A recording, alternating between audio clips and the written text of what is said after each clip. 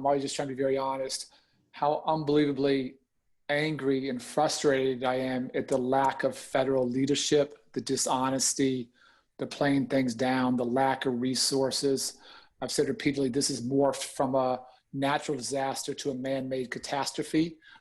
We shouldn't be in this situation. Other countries aren't. You and I shouldn't even be talking today. Obviously just not the tens of thousands of lives lost, but the impact on children, millions and millions of children's education around the country is extraordinary.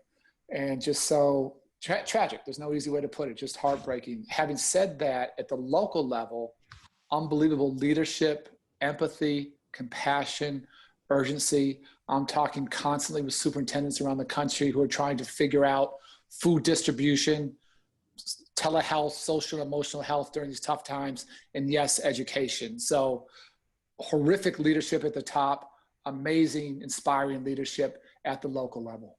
I have 4 kids, 8 and under, so as a parent, I'm feeling this. My kids are learning remotely as we speak. We're lucky that we have access to technology, but still, even I'm concerned. What are your biggest concerns about how this could play out? Unfortunately, multiple concerns. One is the political pressure just to physically open.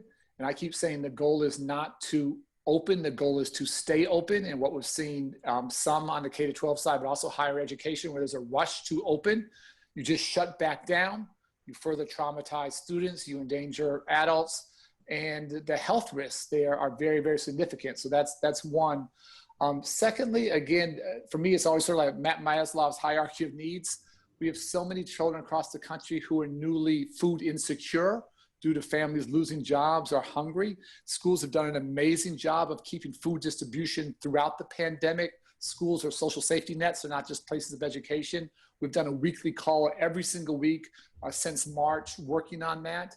It sounds a little odd, it was actually a little easier when everything was shut down. And now in these hybrid situations where kids might be coming 2 days a week or 3 days a week or a couple mornings, it's actually more complicated, but people are working so hard to make sure, unfortunately, the millions of young people who are now hungry, who maybe weren't hungry 6 months ago or 8 months ago, have access to food.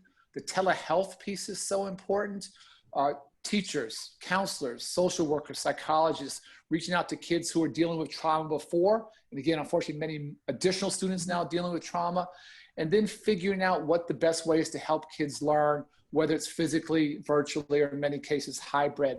There's a small percent of children who I think will actually learn better in this situation, but there are many, many children who are falling behind. I always worry about the most vulnerable, the most marginalized, who are going to fall the furthest behind.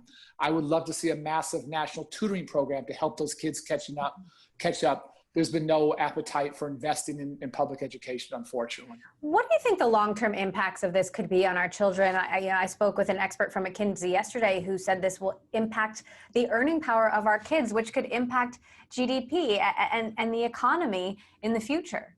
Well, I think the short answer is none of us know yet, and it also depends how long this is going to last. Unfortunately, we're in a worse position as a country now than when this started in March, because we haven't had the discipline, we haven't taken this seriously. We haven't listened to science. So I am very concerned about the social emotional impact, and also the academic learning loss. We sort of had the COVID slide in March and April and May, and then the traditional summer slide, and some kids are going to be really far behind. I also think that was a fascinating time for you and I as parents and educators, as leaders, to really talk to our kids about empathy, about fairness, about how interconnected all of our lives are, that if my family's okay, but yours isn't, that's not good enough, and we have to take care of each other. The importance of science, the importance of being engaged in our democracy. So in a funny way, I don't know this, but I actually hope over the next 30, 40, 50 years, this next generation, my kids, your kids, and others, that they'll be committed to solving problems and working together and helping each other in ways that might be profoundly important for our country and for the world. How do you think this could change education, especially public education as we know it? I mean, does the school system look very different on the other side of this, assuming and hoping that there is another side of this? I've said repeatedly, for me, the goal has not been to go back to normal, because normal didn't serve too many kids well enough. And we have to reimagine, reinvent, do something better. So just a couple places where this could go or should go. One is the idea of kids just learning, in a bricks and mortar building 9 months out of the year, 5 days a week, 6 hours a day. That doesn't make sense. Kids have to be able to learn anything they want, anytime, anywhere. Find their passion, find their genius, figure out what they want to do with their lives. And whether you're in, inner city Chicago or in a rural community or on a Native American reservation, we have to make access to devices and to broadband, to the internet, as ubiquitous as water and electricity. And we have to really empower kids. And we have to we should have done this, 5 years ago or 10 years ago, but now we have to do it. And so if we can have that breakthrough and let kids, again, pursue their genius, pursue their passion, that'd be a huge step in the right direction. Secondly, we need to really move from what I call a focus on seat time to a focus on competency. And the easiest example is, let's just call it, algebra, freshman algebra.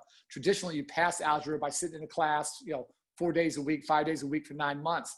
I think you should pass algebra when you know algebra. That might be after 3 months. That might be after 4 months. That maybe it's after 9 months.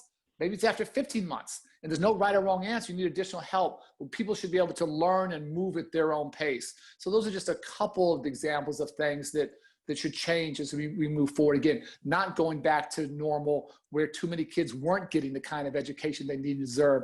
And then finally, what this COVID has done is just expose the tremendous inequities across our country.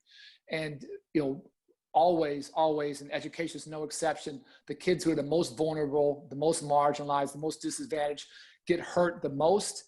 And so really fighting for fairness, fighting for equity. Again, can we provide, whether it's a physical tutor or a virtual tutor for every kid who's fallen 4, 5, 6, 8 months behind?